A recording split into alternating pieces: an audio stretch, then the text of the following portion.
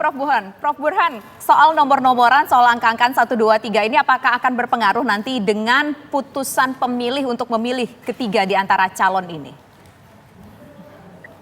Begini Tisa, dalam ilmu politik ada pilihan yang didasarkan pada faktor heuristik. Nah, ini bisa berkaitan dengan foto yang lebih menarik atau appeal-nya berkaitan dengan preferensi personal, emosional dengan pemilih, bisa juga nomor urut.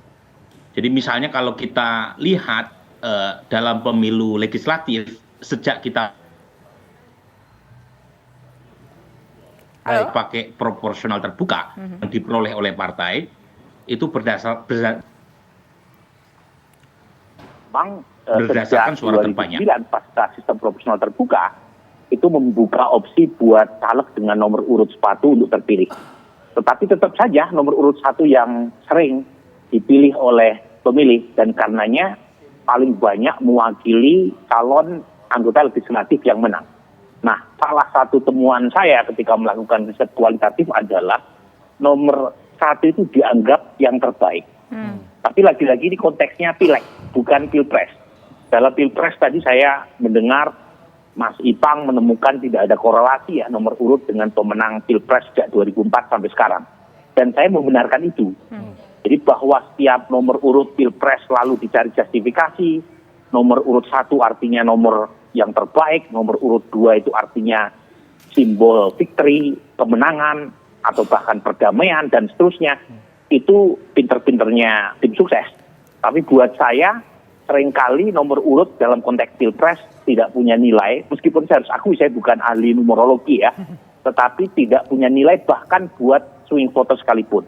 Mas Burhan? Jadi kalau kita lihat data survei saya, itu ada 2 jenis. Satu adalah undecided voters, yaitu mereka yang belum menentukan pilihan hingga survei dilakukan, itu kurang lebih 6%. Nah, karakteristiknya Tisa, mereka yang undecided voters itu kelas menengah bawah.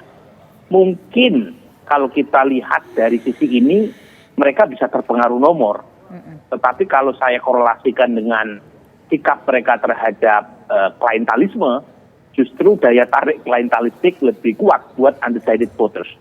Nah, yang kedua itu swing voters. Swing voters itu pemilih yang sudah punya pilihan terhadap 3 pasangan capres, tapi iman elektoralnya lemah. Jadi belum kafah. Baik. Jadi kalau ditanya seberapa besar kemungkinannya berubah, mereka mengatakan besar kemungkinannya untuk pindah ke lain hati. Proporsinya 23%. Makin lama makin mengecil. Tetapi kalau kita lihat karakteristik demografinya, swing voters ini lebih terdidik. Mereka ditanya apa yang bisa membuat berubah, umumnya tergantung program yang ditawarkan capres-cawapres. Jadi saya menilai kalau swing voters ini tidak akan tergerak oleh nomor, ya, mereka justru menunggu debat-debat capres atau cawapres untuk akhirnya menentukan pelabuhan terakhir pilihan mereka. Nah, jadi yang terakhir kira-kira saya ingin katakan, nomor urut itu mungkin lebih berkaitan dengan nomor urut partai. Maksudnya begini, kalau kita lihat kan ada tiga pasangan capres-cawapres ya.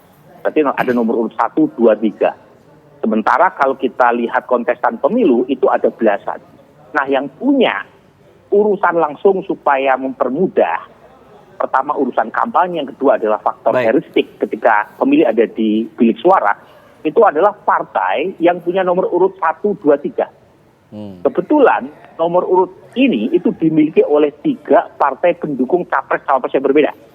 Misalnya nomor urut 1 bisa, itu nomor urutnya PKB. Jadi kalau misalnya Anies Muhaimin dapat nomor urut 1, itu PKB dapat jackpot gitu. Yang kedua, Partai Gerindra. Nah, kalau misalnya Prabowo Gibran mendapatkan nomor urut 2, itu enak tuh. Kali bilang pilih nomor 2, itu satu paket antara pilihan Pilpres dengan Gerindra. Dan yang ketiga adalah PD Perjuangan. Kebetulan nomor urutnya sama, nomor 3. Jadi kalau misalnya Ganjar Mahfud nomor urut 3, itu kampanyenya satu tarikan nafas. Saya ingin ke Mas Ipang. Mas Ipang, kalau misalnya nanti sudah terpilih nomor urutnya, masing-masing sudah memilih, apa yang harus dilakukan oleh para capres ini? Jika dapat nomor 1, dapat nomor 2, nomor 3, apakah ada perlakuan yang berbeda antar nomor atau seperti apa? Itu kan sebenarnya sifatnya bonus ya. Pada dasarnya semua brand equity yang terbesarnya kan adalah di pasangan sendiri.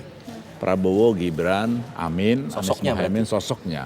Itu kan cuma tambahan. Apalagi kalau misalnya dapat nomornya itu nomor 1, 2, dan 3, bukan 01, 02, 03. Itu pembeda sekali. Coba misalnya yang paling gampang, kalau misalnya tiba-tiba PKB yang nomornya 1, ya partainya, terus tiba-tiba dia dapat nomor 3. Mau mengkampanyekan gimana? Kan susah. Iya. Jadi pada akhirnya pihak para pemikir konsultan komunikasi ini harus berpikir cara lain yang tidak terlalu bersandar kepada sifatnya nomor tadi. Karena akan susah gitu loh.